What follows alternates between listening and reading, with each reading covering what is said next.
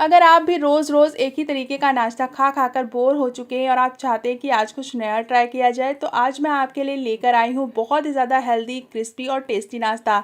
इस नाश्ते को देखते ही आपको लगेगा कि ये नाश्ते को बनाने में बहुत ही ज़्यादा टाइम लगेगा, लेकिन ये बहुत ही आसान सी रेसिपी है और बहुत ही कम समय और बहुत ही हेल्दी तरीके से ये नाश्ता बनकर तैयार होगा। बच्चे से लेकर बड़े सभी इस नाश्ते को पसंद करेंगे। तो चलिए फटाफट से इस नाश्ते को बनाना स्टार्ट करते हैं। तो दोस्तों, इस नाश्ते को बनाने के लिए सबसे पहले हम आटा लगाकर तैयार करेंगे। अगर आपके पास ऑलरेडी आटा लगा हुआ है यानी कि बचा हुआ आटा है, तो आप उसका भी यूज़ कर सकते हैं इस नाश्ते को बनाने के लिए। तो यहाँ पर सबसे पहले हम एक बोल लेंगे और इसके ऊपर हम इस तरह का एक छन्ना रख देंगे और यहाँ पर हम लेंगे 1 कप जितना आटा, जिसे हम अच्छे से छान लेंगे। आटे को छानने के बाद अब इसके अंदर हम ऐड करेंगे 1/4 चम्मच जितना नमक।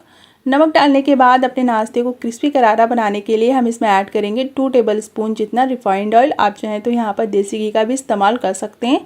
अगर आप यहाँ पर जमा हुआ घी डालना चाहते हैं तो आप जमे हुए घी की क्वांटिटी को सिर्फ 1 चम्मच ही इसके अंदर ऐड कीजिएगा, क्योंकि जमा हुआ घी अमाउंट में थोड़ा सा ज़्यादा होता है।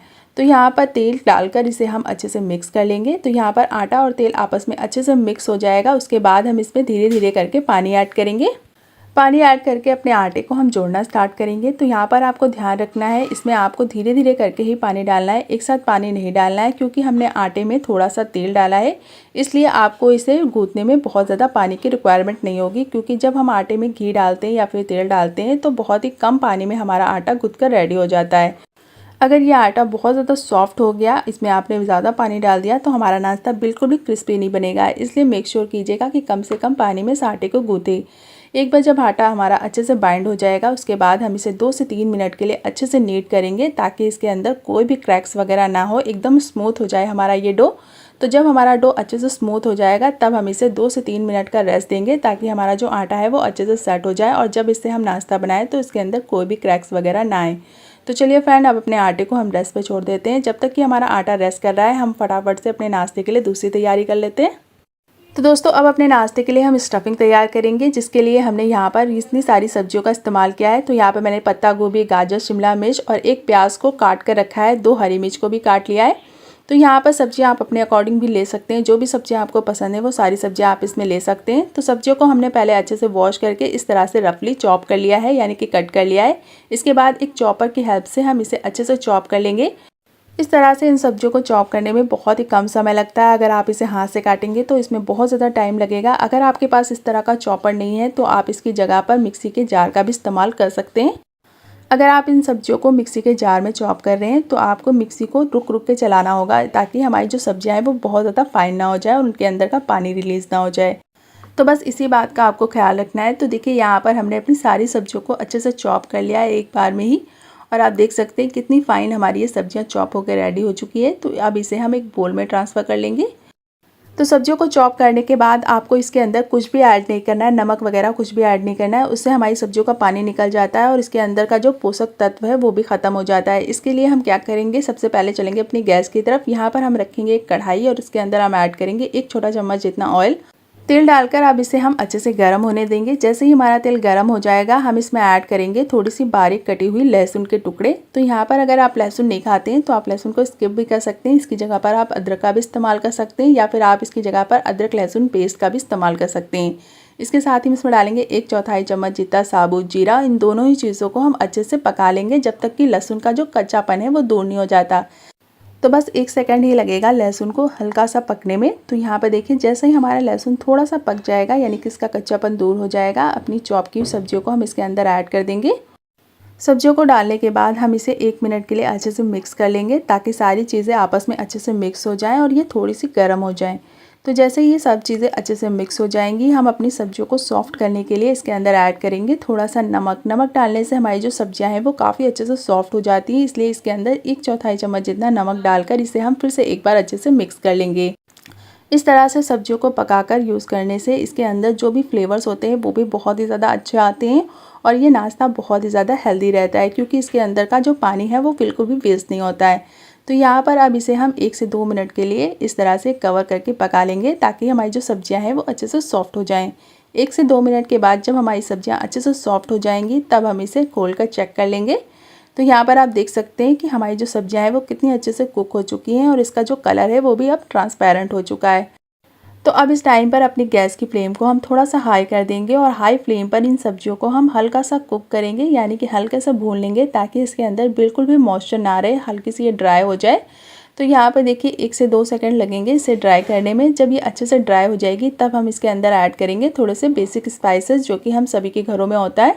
तो सबसे पहले कलर के लिए डालेंगे 1 चुटकी जितना हल्दी पाउडर। इसके बाद हम इसके अंदर ऐड करेंगे आधा छोटा चम्मच जितना लाल मिर्च का पाउडर। अगर आप लाल मिर्च नहीं खाते हैं तो आप इसे स्किप कर सकते हैं, क्योंकि इसके अंदर हमने हरी मिर्च का भी इस्तेमाल किया है। इसके बाद हम इसमें डालेंगे 1 छोटा चम्मच जितना धनिया पाउडर। इन सभी चीज़ों को डालने के बाद इसके अंदर हम ऐड करेंगे 1 मैगी मसाला। मैगी मसाला डालने से बच्चों के ये बहुत ही ज़्यादा फेवरेट हो जाता है और सब्जियों में मैगी मसाले का टेस्ट भी बहुत ही ज़्यादा अच्छा आता है। तो इसे डालकर हम इन सारी चीज़ों को अच्छे से मिक्स कर लेंगे। तो मैगी मसाला डालने के बाद आपको इसके अंदर किसी भी और मसाले को डालने की बिल्कुल भी ज़रूरत नहीं है, बस आपको इसे अच्छे से मिक्स कर देना है। मैगी मसाले में बहुत सारे मसालों का फ्लेवर होता है, इसलिए हम इसके अंदर कोई भी और मसाले ऐड नहीं करेंगे लाइक गरम मसाला वगैरह। तो अब इसके अंदर हम ऐड करेंगे फ्रेश बारीक कटी हुई हरी धनिया और इसे डालकर भी हम इसे अच्छे से मिक्स कर लेंगे। आप चाहें तो इस टाइम पर इसमें थोड़ा सा चाट मसाला वगैरह ऐड कर सकते हैं, लेकिन मैंने यहाँ पर इसके अंदर कुछ भी और ऐड नहीं किया है स्पाइस। तो यहाँ पर देखिए हमारी ये चटपटी सी स्टफिंग बनकर रेडी हो चुकी है। तो अब अपनी गैस की फ्लेम को हम बंद कर देंगे और इसे हम ठंडा होने के लिए छोड़ देंगे। तो जब तक कि हमारी ये स्टफिंग ठंडी हो रही है हम फटाफट से अपने आटे को चेक कर लेते हैं। तो फ्रेंड्स आप देख सकते हैं कि हमारा जो आटा है वो काफ़ी अच्छे से सेट हो चुका है। जब ये अच्छे से सेट हो जाता है, इसके ऊपर वाइट स्पॉट आ जाते हैं, तो ये साइन है कि हमारा आटा अच्छे से रस्ट कर चुका है। तो अब अपने आटे को एक बार हम और अच्छे से नीट कर लेंगे ताकि इसके अंदर कोई भी क्रैक वगैरह ना आए।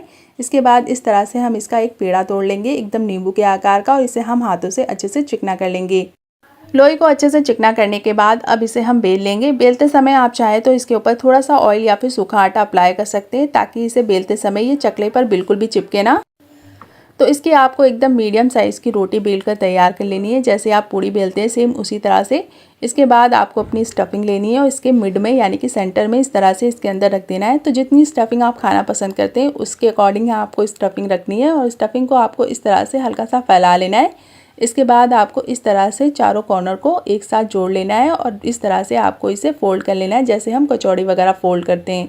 तो इस तरह से आपको आटे को ऊपर उठाते हुए इसके एक्स्ट्रा आटे को निकाल लेना है ताकि हमारा जो नाश्ता है वो बहुत ज़्यादा मोटा ना रहे, हल्का सा पतला ही रहे। तो देखिए इस तरह से आपको पीछे की साइड से इसे हल्का सा फैला लेना है और यहाँ पर हमारा ये पहला नाश्ता बनकर रेडी हो चुका है। तो यहाँ पे मैंने ये पहला तरीका आपको दिखाया, तो अब मैं आपको दूसरा तरीका भी दिखा रही हूँ। इसके लिए भी आपको एक रोटी को बेल लेना है, उसके अंदर आपको स्टफिंग रखनी है और उसके बाद इसके अंदर ऐड करना है आपको चीज़। तो यहाँ पर आप चाहें तो कोई भी चीज़ ले सकते हैं, चीज़ क्यूब या फिर मोज़रेला, कोई भी चीज़ इस्तेमाल कर सकते हैं। तो चीज़ डालते समय हम सभी लोग बहुत ज़्यादा गलतियाँ करते हैं कि चीज़ को हम ऊपर की साइड रख देते हैं। इससे हमारा जो नाश्ता है वो बहुत जल्दी सेकते समय फट जाता है। इसलिए आपको क्या करना है, चीज़ को स्टफिंग के साथ अच्छे से मिक्स कर लेना है। इस तरह से आप देखें, इस तरह से मिक्स करने से हमारा जो नाश्ता है वो बिल्कुल भी बीच से क्रैक नहीं होता है। तो यहाँ पर इस तरह से आपको अच्छे से मिक्स कर लेना है चीज़ और स्टफिंग को। उसके बाद आपको इस तरह से मिक्स करते हुए इसे अच्छे से सील कर देना है। तो यहाँ पर इस तरीके से हमारा ये दूसरा नाश्ता भी बनकर रेडी हो चुका है, जो कि बच्चों को बहुत ही ज़्यादा पसंद आता है। इस तरह का नाश्ता बिल्कुल पिज़्ज़ा वाला फ्लेवर आएगा इस नाश्ते में। तो देखिए यहाँ पर हमने ये दूसरा नाश्ता भी बनाकर रेडी कर लिया है। तो चलिए फटाफट से इसी तरह से अपने सारे नाश्ते को हम बनाकर रेडी कर लेते हैं। तो फ्रेंड्स हमने अपने सारे नाश्ते को बनाकर रेडी कर लिया है। आप चाहे तो इस नाश्ते को बनाकर फ्रीज़ भी कर सकते हैं। जब आपके मेहमान आएँ या फिर बच्चे आएँ तो आप उन्हें फ्राई करके दे सकते हैं। तो यहाँ पर हम इसे सेक लेंगे। इसे सेकने के लिए एक पैन में हम थोड़ा सा ऑयल डाल देंगे। तो बस 1 से 2 चम्मच के करीब आपको इस तरह से ऑयल डालना है। आप चाहें तो इसे घी में भी सेक सकते हैं। तो जब हमारा तेल हल्का सा गर्म हो जाएगा तब एक एक करके अपने नाश्ते को हम पैन पे रखेंगे। मेक श्योर कीजिएगा जब पैन हल्का सा गर्म हो जाए तभी आपको नाश्ते को इसके अंदर रखना है, ताकि हमारा जो नाश्ता है वो जाते ही हल्का सा कुक हो जाए। क्योंकि इसके अंदर चीज़ है तो ये बहुत ज़्यादा देर तक अगर पैन पे रहेगा तो ये बीच से फट भी सकता है। इसलिए आपको ध्यान रखना है कि पैन को आपको हल्का सा गर्म कर लेना है। तेल जब हल्का सा गर्म हो जाए तभी आपको इस नाश्ते को डाल देना है। क्योंकि इस नाश्ते को हमने बहुत ही ज़्यादा पतला बनाया है तो इसे सेकने में बहुत ही कम समय लगेगा। बस आपको इसे दोनों साइड से अलट पलट कर 2 से 3 मिनट के लिए अच्छे से सेकना है। और ये नाश्ता बहुत ही जल्दी बनकर तैयार हो जाता है, क्योंकि इस नाश्ते को हम इस तरह से छोटे छोटे शेप में बनाते हैं तो ये एक साथ सिक कर रेडी हो जाता है। इससे हमारी टाइम की भी बचत होती है और खाने में इसका टेस्ट भी बहुत ही ज़्यादा अच्छा आता है। तो देखिए यहाँ पर इसे अलट पलट कर दोनों साइड अच्छे से क्रिस्पी होने तक सेक लेना है। जैसे जैसे हमारा नाश्ता अच्छे से क्रिस्पी हो जाएगा, अंदर से कुक हो जाएगा, ये फूलने लगेगा।